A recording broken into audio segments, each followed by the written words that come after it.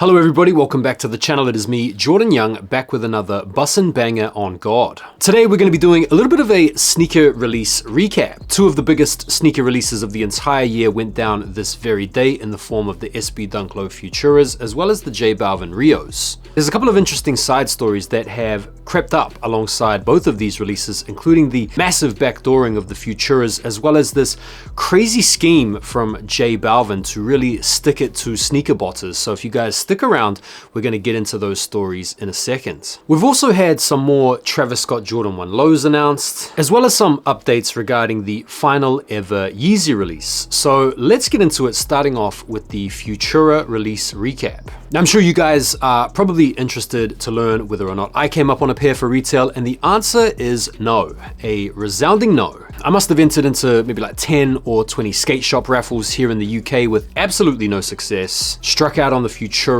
website raffle, and so my last hope was being pinned on the Sneakers app release this morning. But of course, like many of you out there, I took the L. If you're wondering why is there so much hype and interest around this release, well, it's pretty clear really. Nike and Futura have a storied collaborative history going a long ways back. They've collaborated on a couple of dunks in the past, including a kind of controversial collaboration on the Dunkles. He's also done an SB Low in the past, which although a little bit boring in terms of the color blocking, is still very sought after by collectors. And according to Futura himself, part of the inspiration for the design of this current model was the Paris SB. Drop this particular SB at the moment we're here for. It's a kind of an answer to the Paris Dunk, a beautiful model in the history of SB designs. My mindset was, well, I would really love to see one of my paintings on the shoe.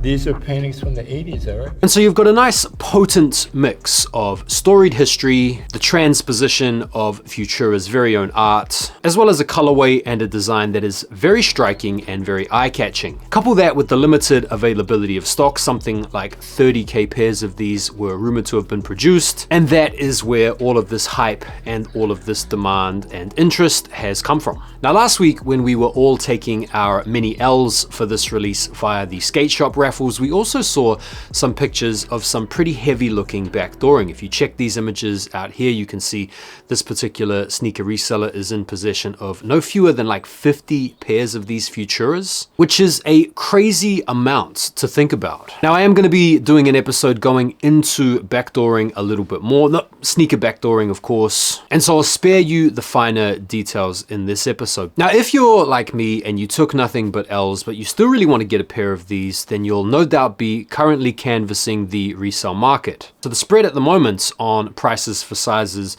US 10 to US 11 are right around 350 to 450 pounds, which is about where I predicted these would be. But I think because of how hyped up this collab is and how limited these were, these will definitely be one of those pairs that in a year's time or a couple of years' time will only increase in value. So I'm pretty keen to get my hands on a pair, but I'm only willing to spend about 350 pounds, or that's sub $400 for you guys out there in the USA. And so in my opinion, that's not too crazy. What do you guys think? Feel free to let me know down below. All right, let's talk about this JBALVIN release because he entered into some pretty epic trolling against sneaker resellers and sneaker botters with his own website release that went down yesterday. As for the Sneakers app today, and as for myself, I took all L's as per usual. No luck for me on these. To be honest, I'm not that fussed really. I actually prefer the Medellin pair that I have in the collection. I wasn't too fussed that I missed out on these. Now, similar to the Futura SBs, these were really limited.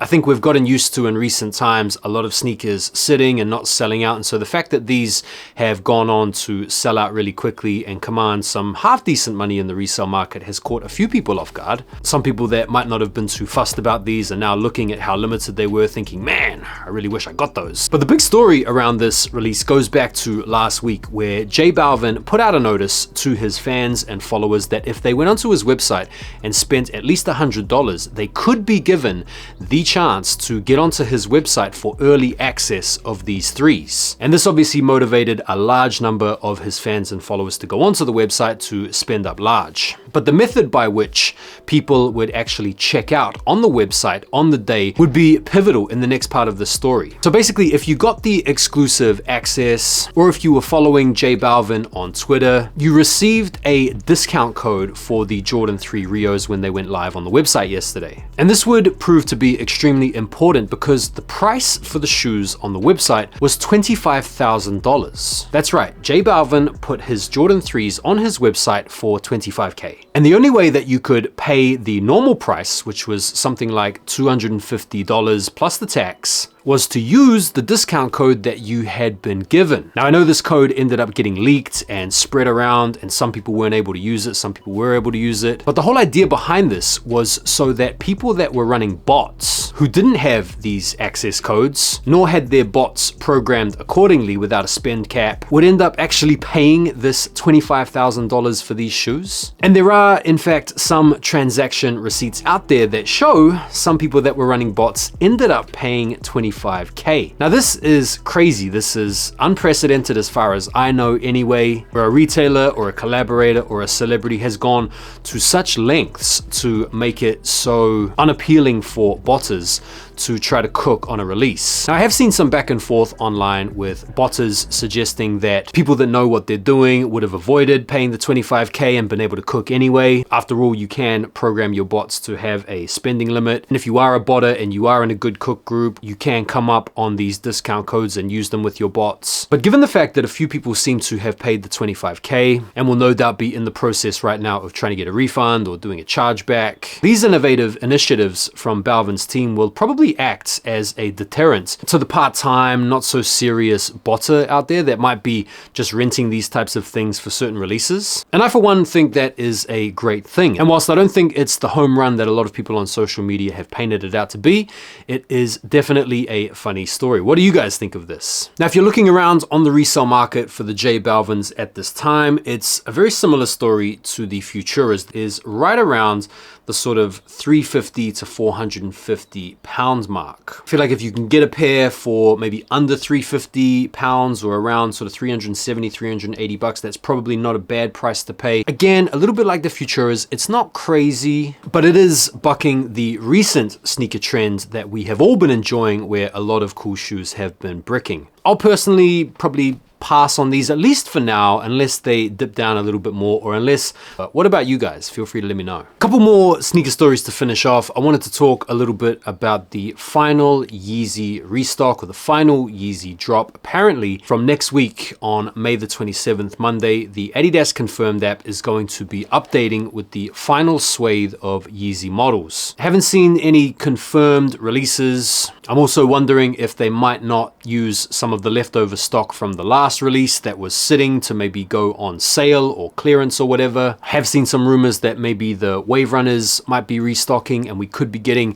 some of the models that we haven't even seen yet, including like the Knit Runner boots and stuff like that. But listen, it's all conjecture and speculation at this point. I feel like this is going to be a great last chance for a lot of us to come up on any Adidas Yeezy stuff that you've been wanting for some time for retail. There are a few people out there suggesting that this could be a good opportunity to load up for a long-term investment, because maybe in 5 years or 10 years, all of this Adidas Yeezy stuff will be worth a whole bunch of money. I don't really know. I don't really care. But next week, we should expect to see the final wheel out of Adidas Yeezy product. I think it's going to be good to finally draw a line under this and move on. And finally, for today, some more Travis Scott Jordan 1 lows have been announced. Yeah, that's right. It's like crazy how many of these have been announced just this past month or so. We've had these olive colorways, these mocha colorways, and now we're getting a couple of pink themed colorways. A dark pony, which is like a mocha colorway with a pink swoosh, and then this shy pink colorway, which is a predominantly pink and cream upper. It's crazy. It's almost like they're intentionally going after the model to collab it to death. I mean, let's not forget